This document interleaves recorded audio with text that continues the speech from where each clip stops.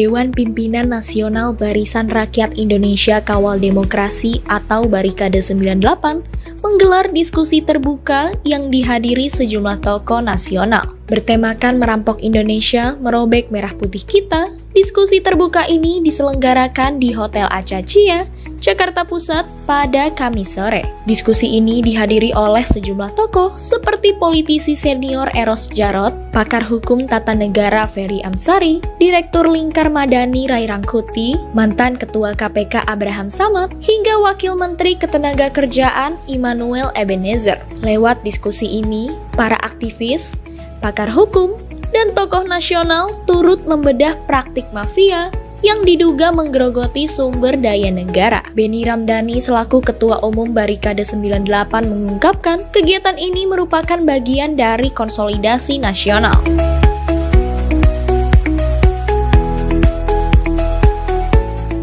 Hari ini bagian dari konsolidasi nasional Gerakan Aktivis 98 untuk menuntaskan hutang sejarah kita pada agenda-agenda reformasi yang belum sepenuhnya dilaksanakan di pemerintahan Jokowi dan bahkan tidak ada nampak niat baik diselesaikan di era pemerintahan Prabowo.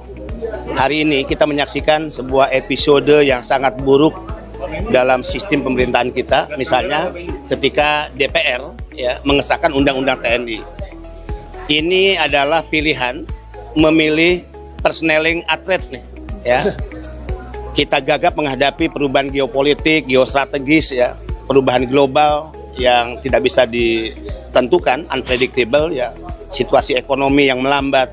Nah, Indonesia gagap dan bahkan TNI yang harusnya pada posisi dan tugas pertahanan negara, menjaga kedaulatan negara, justru memilih persneling atlet mundur.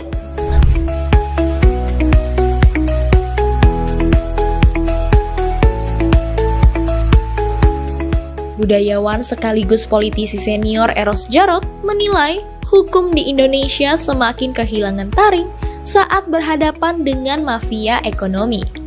Sebab itu, ia menyebut rakyat tak boleh tinggal diam dan harus bersatu melawan kejahatan sistematis ini. Terjadi di setiap pojok Indonesia. Kenapa? Karena kalau tidak rakyat bergerak, rakyat bangkit dengan kesadarannya, maka dia akan tertindas jauh dan lebih sengsara lagi. Sebelum terjadi, bangkitlah. Dan gak usah dengan kebencian tapi menyediakan hak-hak dan kewajiban dan tanggung jawabnya, itu aja penting.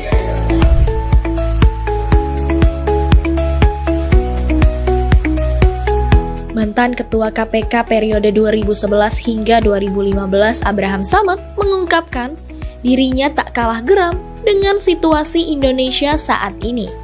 Menurutnya, pemberantasan korupsi saat ini semakin dilemahkan dan para mafia ekonomi semakin leluasa menguasai aset negara.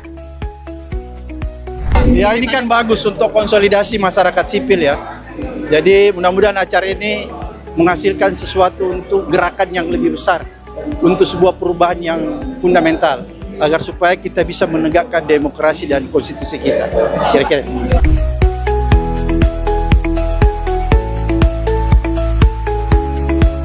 Melalui diskusi terbuka ini, Barikade 98 berharap dapat menghasilkan sesuatu untuk gerakan yang lebih besar, demi perubahan yang fundamental di masa yang akan datang.